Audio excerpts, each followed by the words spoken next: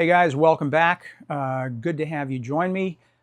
I wanted to discuss today something that's probably on most of our minds, if not all of our minds, and that's the war in Iran.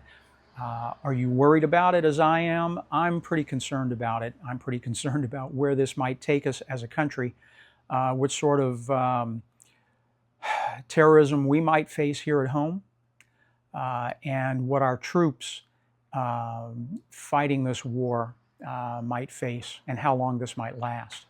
So a few things that I wanted to talk about. Number one, the most consequential decision in my mind that a president faces is sending young people to war. There are lots of heavy choices that presidents have to make. You ever notice how presidents, they go into office looking rather youthful, but after their first or even second term, they've aged quite a bit. It's a serious, serious job with lots of consequences. So first thing I wanted to talk about is the risk of a regional escalation to this conflict, which is very real. So I did some research online. I like to research academic sources, government sources, as well as certain media sources, dependable, legitimate media sources, and answering some of the questions I have. And with regard to the risk of regional escalation, a couple of things I came upon, and I will be sharing these in the section just above the comments. I will be sharing my sources with you so that you can explore them on your own as well. The risk of regional escalation. Iran is already striking U.S. bases and facilities across the Middle East. I'm sure you've already heard this. They have hit numerous U.S. as well as allied points of interest, bases in the UAE, in Qatar, in Saudi Arabia. Saudi Arabia, their largest oil refinery was hit. And we've lost so far as I know this morning, and today's date is the 5th of March. This morning, as far as I know, we've lost a total of 6 troops, U.S. troops, in this war. So it's going to escalate, I assure you. But it's expanding. Israel's attacking targets in Iran, of course, Iraq, and Lebanon. So not just Iran, Lebanon, where Hezbollah has headquarters, and also in Iraq, where some of the American bases are still located in Iraq. We still have a presence there, and so they've been hitting those points as well. Saudi Arabia and others that are hosting U.S. assets are being attacked via these drones and missiles. I'm going to go into some detail about the number of drones and missiles shortly. The CIA, this is deeply concerning to me, this next point. The CIA is working to arm Kurds to stir up an uprising in Iran. That's deeply concerning to me because if you look at a map, you'll see a map of Iran, and then just to the northwest of Iran is Turkey. And up in that northwestern region of Iran are a number of Kurdish settlements. The Turks don't like the Kurds, okay? And so what's going to happen if the CIA starts working to arm the Kurds and train the Kurds? Turkey's going to get involved on the side of Iran because they do not like the Kurds. They have issues with them going way back. And so they're going to supply, at a minimum, the Turks will supply intelligence to Iran. And let's remember that Turkey is a NATO ally, okay? We have a good relationship with them, but it doesn't mean that that relationship can be damaged. And this could very well drag Turkey into a hot war on the side of Iran and against us if we're not careful. So I'm deeply concerned about the CIA arming Kurds and the interest of Turkey here. There's someone, I watched an interview yesterday, an NPR interview, and I get my sources from both the left and the right. I believe in finding multiple sources, facts. I believe in facts and not alternative facts or just opinion. The interview was with Professor Narges Bajoli. I believe I pronounced her name properly. Her last name is Bajogli. Professor Bajoli, who is with Johns Hopkins University. She's an expert in Middle Eastern policy and Middle Eastern studies. She said that if the Kurdish groups are armed to foment an internal uprising in Iran, the conflict will intensify and prolong. And as I mentioned, it'll involve Turkey likely cooperating by sharing intelligence, because such a move threatens the interests of Turkey involving the Kurds. So this is from an expert, okay? I'll include the interview with her so that you guys can see that. I'll include a link to that interview. This also, according to the professor, this could lead to a regional conflagration which would make previous Middle Eastern wars look minor, and I believe it. Guys, something we need to consider is the size of the country of Iran and the population of Iran and the size of their military. If you think back to the Gulf War, which I was part of way back when, Iraq is about 1/3 the size of Iran, okay? Iraq is roughly the size of Texas. Iran is 2.5 sizes, Iran is 2.5 times the size of Texas. Think about that. Look at a map of Texas. You know how big Texas is. From Beaumont, Texas, which is in the southeast corner, all the way across the state to El Paso, that's over 900 miles, okay? Iran is 2.5 times the size of the state of Texas. It's got 3 times the population. Currently, the state of Texas has a population of around 31 million. The population of Iran is 92 million. So it's essentially triple the population, okay? Their military, they have a standing military of around 1.2 million people. The United States has double that, okay? That's good, but that's a large military, okay? And they're well trained, and they're reasonably well equipped, all right? Let's talk a little bit now about the comparative expenses to fight this war, what it's costing Iran versus what it's costing us. I did some math, did some research on the cost of the Shahed drones. Shahed drones, you may have heard already, they cost approximately $25,000. I have an estimate here of between $30,000 and $50,000 per Shahed drone. They have thousands of these things, all right? These are autonomous, remote control drones that are packed with explosives, all right? What are we using to shoot these down? We're using air-to-air missiles, surface-to-air missiles, and Patriot missiles, okay? You know how much a Patriot missile costs? Patriot missiles cost approximately $5 million each. So we're using a $5 million missile to shoot down a $30,000 to $40,000, $50,000 drone. Think about the cost. Think about how this is going to escalate. And guys, this is not going to be a 4 to 5 week war. They are full of it. If they think this war is only going to last 4 to 5 weeks, it's going to go on much longer. We'll talk about that a little later.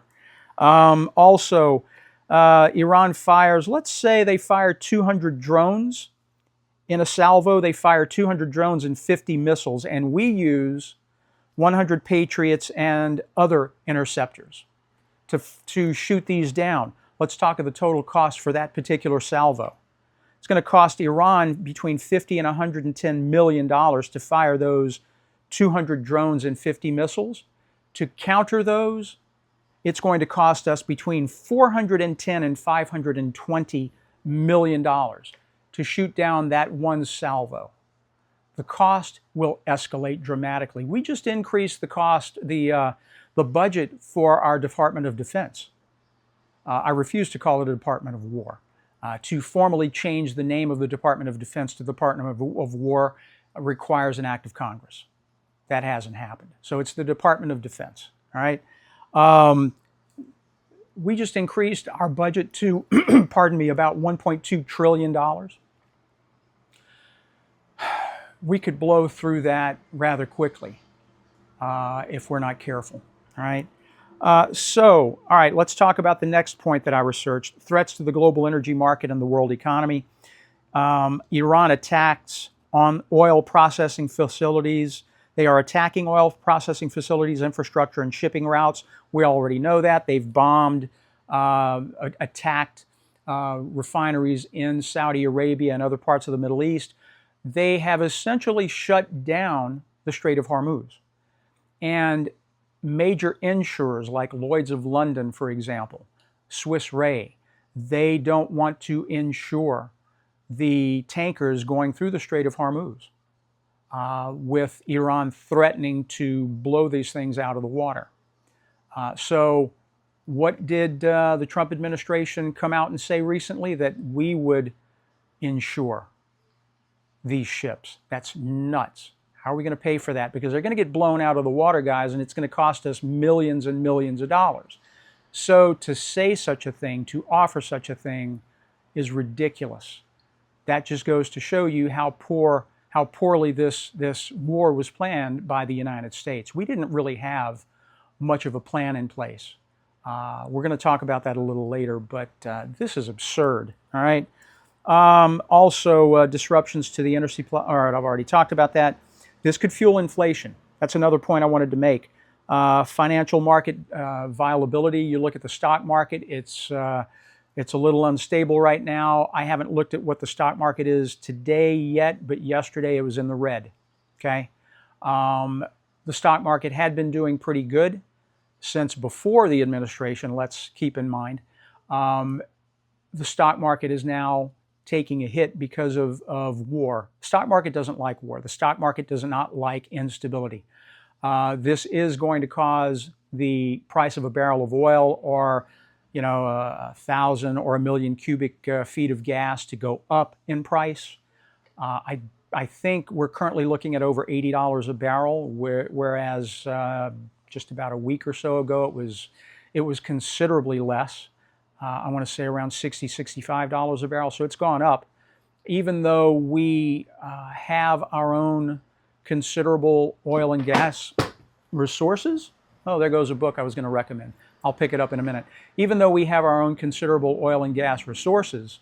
And by the way, if you hear any noise in the background, we live right off of, my apartment building is right off of a major thoroughfare throughout my town. Throughout the county, actually, and so you'll hear some noise. Anyway, the price of oil and gas is going up, and when that will stop, I don't know. How it will affect the price of gas, a gallon of gas here in the U.S., not sure yet. I haven't, since this past weekend, I haven't had to fill my car up, but we'll find out shortly, won't we? But I think it's going to go up somewhat. I was hoping that we would stay in the low to mid $2, between $2 and $3 a barrel. I think we're going to go over $3 again because of this war. Let's see. Also, danger to the U.S. forces and the diplomatic mission. Drone strikes on U.S. embassies and bases, I've already talked about. These drones and these missiles are hard to defend against, and it takes lots of resources, and we don't yet have boots on the ground.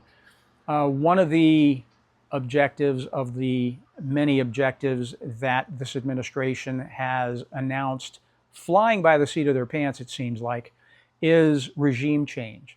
You can't have regime change without boots on the ground. It's never happened, and it will not happen.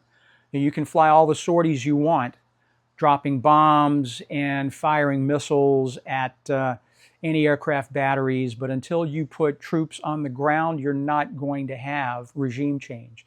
And speaking of that, think back to the difficulties our troops experienced in Fallujah, the door-to-door fighting, the urban warfare.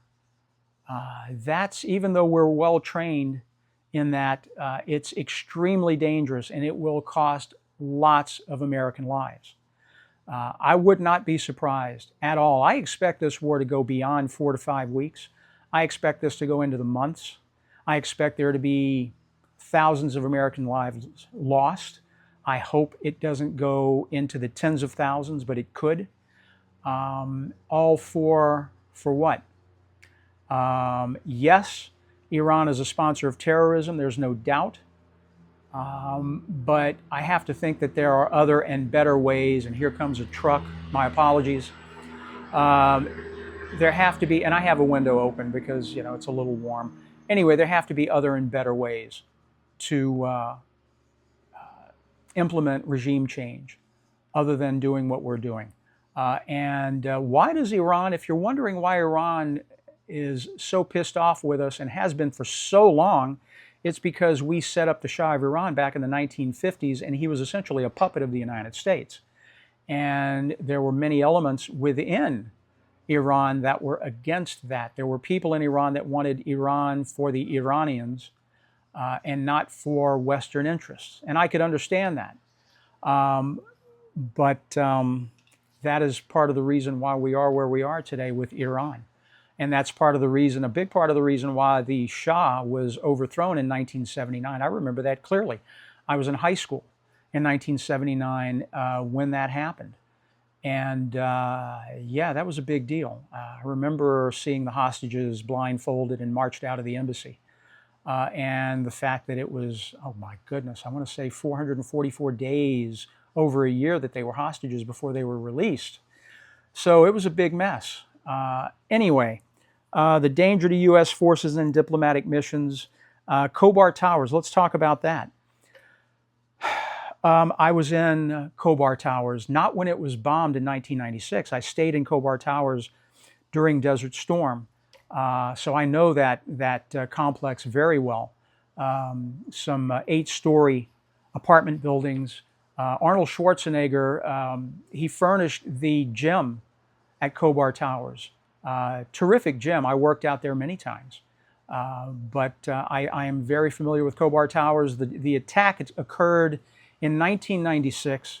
The Iranians, Hezbollah, which is Arabic for Party of God, Hezbollah filled up a fuel truck full of fuel, packed it with explosives, parked it right along the fence line about 100 feet from the building that it essentially decimated. And I read the accounts of some of the guys that survived that blast. It sheared off the face of the building. If you think back to the Alfred P. Murrah building in Oklahoma City when that was bombed by, God, what was the guy's name?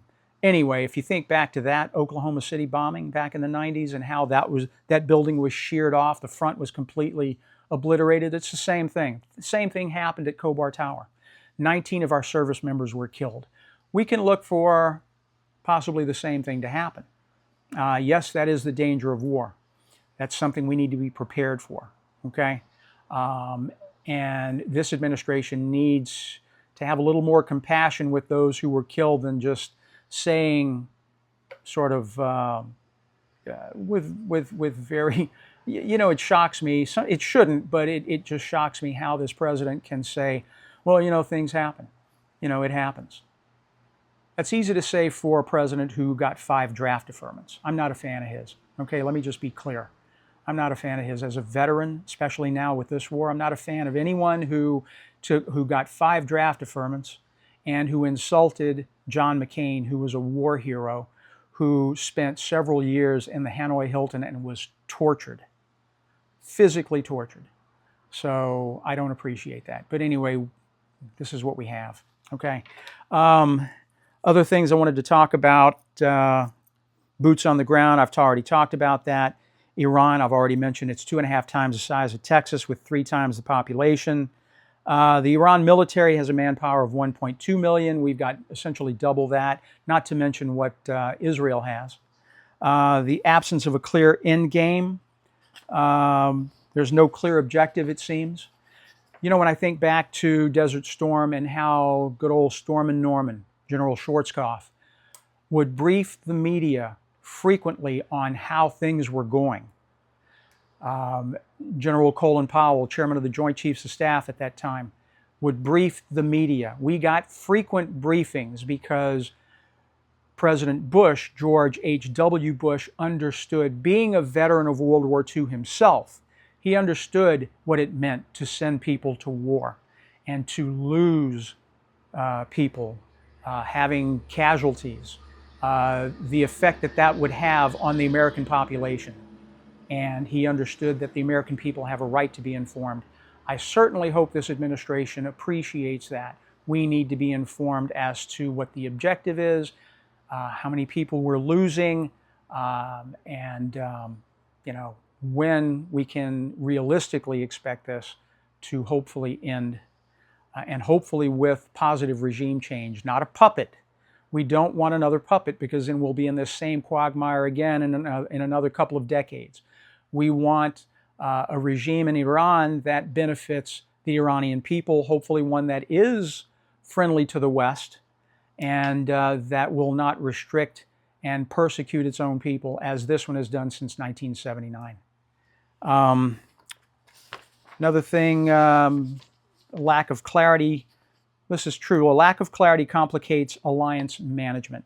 So if we don't have a clear objective, how are our allies going to assist us? And our allies, they are still our allies, even though some of them, like Spain, for example, not letting us use their own bases to launch attacks from. We don't have those bases in Spain. They are not ours. We haven't had a base in Spain in quite some time.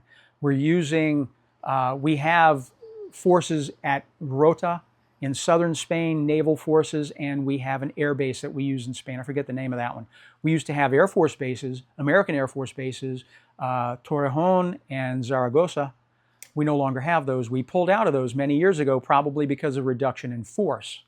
But Spain is within their right as a member of NATO to tell us, no, this does not involve an attack on NATO countries. So therefore, you cannot use this base. I get it. And there are other countries that are our NATO allies who are saying, we really don't agree with this. So if this were better executed, better planned, and if we had clearer objectives, they would probably be more cooperative. Okay. So congressional oversight, we do need that. I think Congress has a duty to keep this administration honest with regard to the war, and I expect them to do that. Public support is absolutely critical. If you're a dictator, you don't care about public support. But if you care about the American people, the American Republic, the American democracy, it's very important to keep the American people apprised honestly. We expect that. But we don't want to experience the same sort of thing we experienced in Iraq in the early 2000s with that quagmire and all the needless deaths. We certainly don't want this to devolve into another Vietnam, another Afghanistan. Anyway, those are the points I wanted to raise. The personal opinions as an armchair historian, as someone who's deeply interested in the history of the Middle East and interested in foreign policy, as someone who has experience fighting in the Middle East through Desert Storm.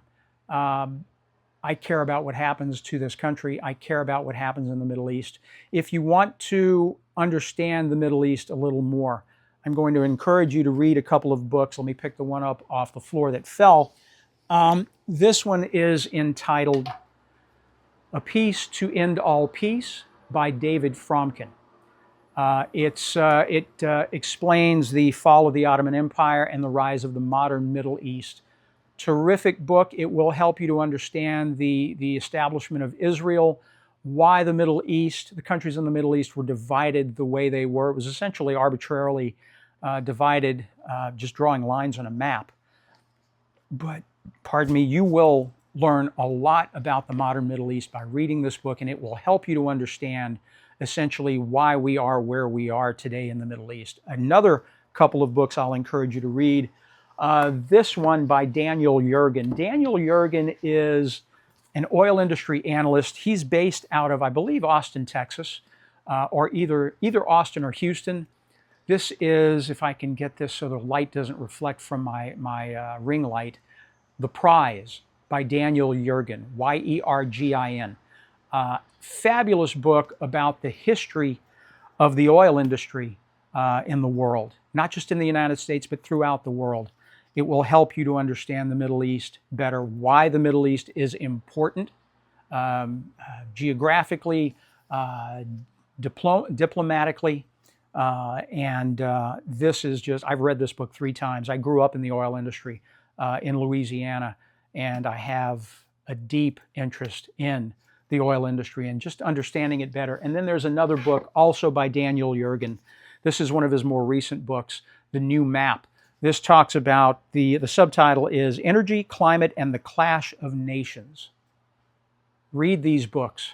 Again, A Peace to End All Peace by David Fromkin, The Prize by Daniel Yergin, and The New Map by Daniel Yergin. I guarantee you will enjoy these books. They're well written, they're easy to read, and they're not, deep in policy or anything like that. And you'll come away with a better understanding. I hope you guys enjoyed this video. I hope it was helpful and informative. I'm going to post another video soon regarding